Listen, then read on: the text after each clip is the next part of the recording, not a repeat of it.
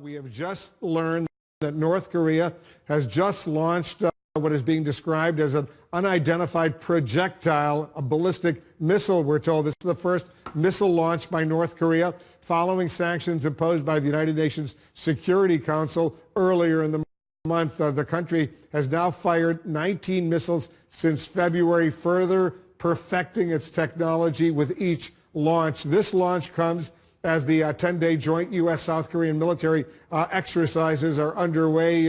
Ahead of those exercises, North Korea warned that the U.S.-South Korean military war games could lead to what they called an uncontrollable phase of nuclear war. A released by North Korea's state media is turning heads the world over. It shows the regime may be close to completing a new type of submarine-launched ballistic missile. Kim Hyun-bin zooms in on the development which could further escalate tensions on the peninsula. A recent photo unveiled by Pyongyang indicates that the regime is close to developing a new submarine ballistic missile known as the Pukgukseong-3. The chart shows the structure of the SLBM displayed behind North Korean leader Kim Jong-un during his visit to the Chemical Material Institute at the Academy of Defense Science earlier this week. Many experts believe that North Korea could be in the final stages of developing the missile.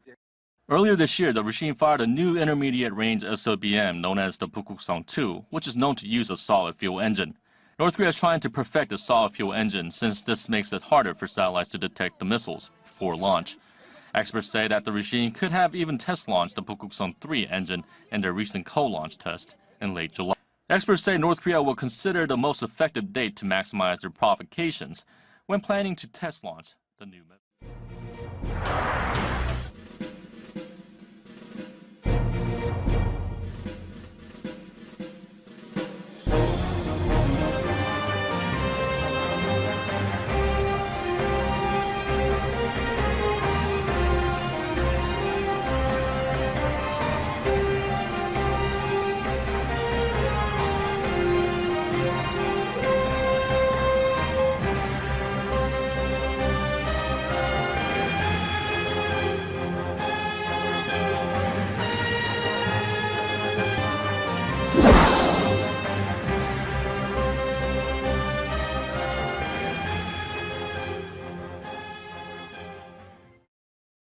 But are they? New signs tonight that the rogue nation is developing more advanced rockets. So with us now is retired Navy Captain Chuck Nash, who's a Fox News military analyst. Captain Nash, always good to see you. Thank you very much for coming on.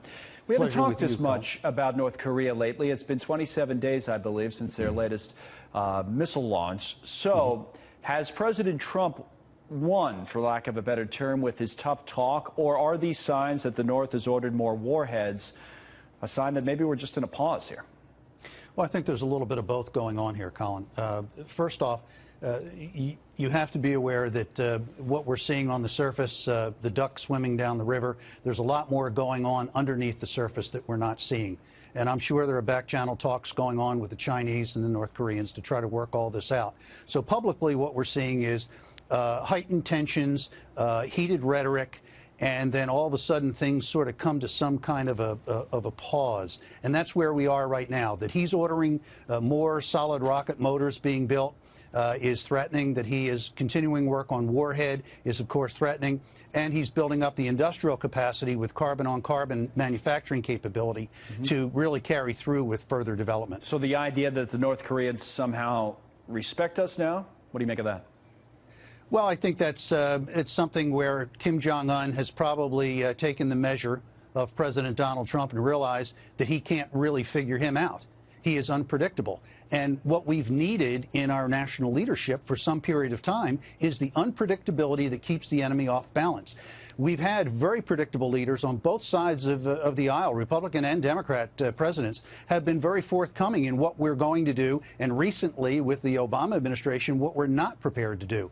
That is invaluable for an enemy or a potential adversary. So this president is keeping everybody off balance. So what if Kim Jong-un does go forward with some kind of a test? As I said, it's been 27 days, but if now he does test our president once again, given that there's been such a pause, is there a different or more appropriate response rather than what we were talking about there a couple weeks ago? What do you think we should do?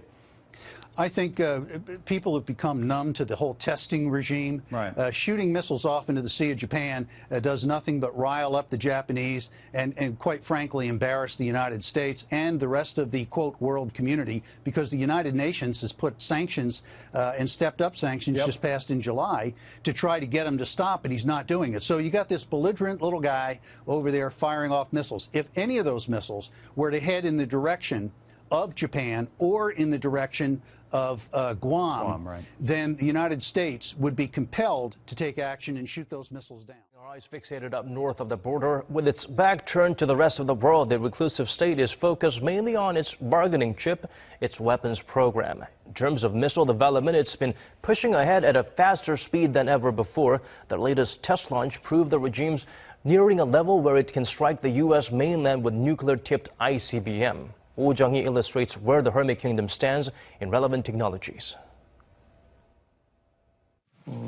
북한이 ICBM 탄도미사일을 완성하고 거기에 핵탄두를 탑재해서 무기화하게 되는 것을 레드라인이라고 생각합니다.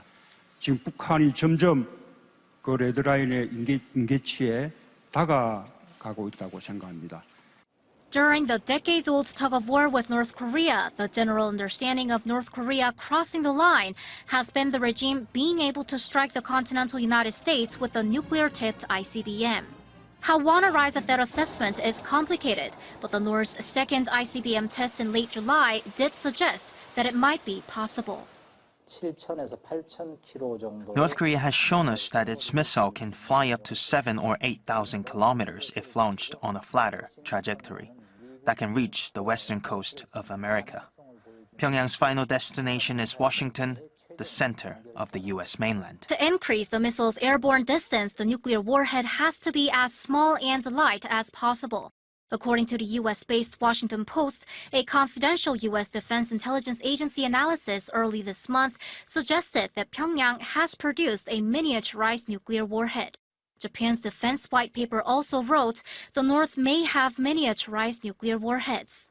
The ideal weight of a nuclear warhead designed for an ICBM is generally seen to be around the 500-kilogram range. But even if the warhead isn't at the ideal weight, experts say if the engine's strong enough, Pyongyang's missile can reach long-distance targets.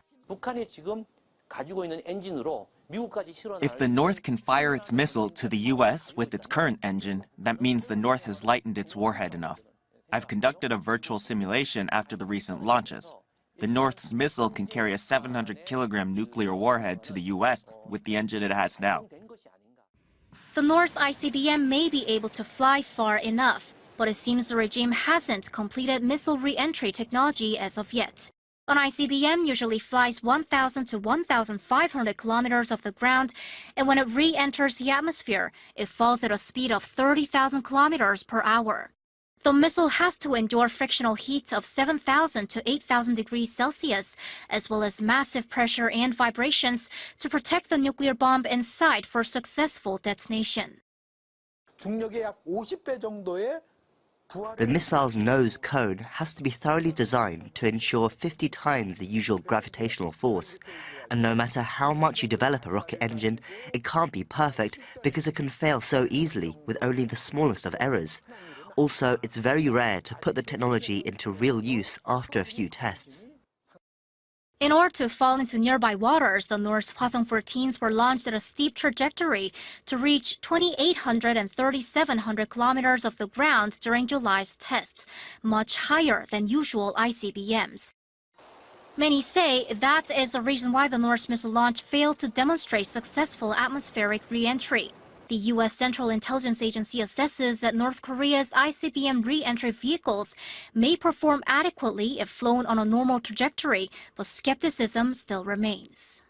They haven't demonstrated that they have anywhere near a reliable launch capability for an ICBM or even an intermediate range ballistic missile that could target Guam.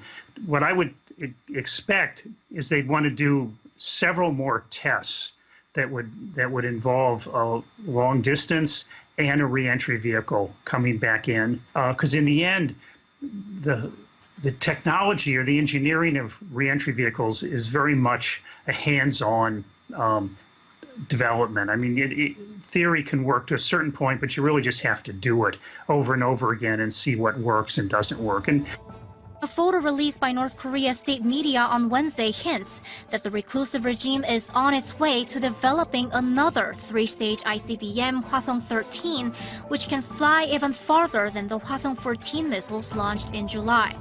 It seems there's not much time left until Pyongyang completes its desired level of nuclear and missile power, with experts expecting the re-entry technology to be completed within the next few years. North Korea floating the possibility it's developing a new rocket that could potentially reach anywhere in the United States. Photos released late Wednesday by Pyongyang's state media, including one showing North Korean leader Kim Jong-un next to a diagram of what appears to be a three-stage rocket, one that some experts think could reach as far as Washington or New York. The rocket, identified in the photo as a Hwasong-13, could be more powerful than the two-stage Hwasong-14 intercontinental missile tested by the regime in July. Officials have said that missile could have a range of about 6,000 miles, putting parts of the western U.S. in danger. The missile schematics unveiled days after the U.S. imposed a new round of sanctions, and after President Donald Trump and Secretary of State Rex Tillerson both suggested North Korea was showing signs of restraint in response to a tougher U.S. tone. Experts say there's no sign North Korea has actually developed the new rocket, but the pictures were issued with a report of Kim ordering the production of more missiles.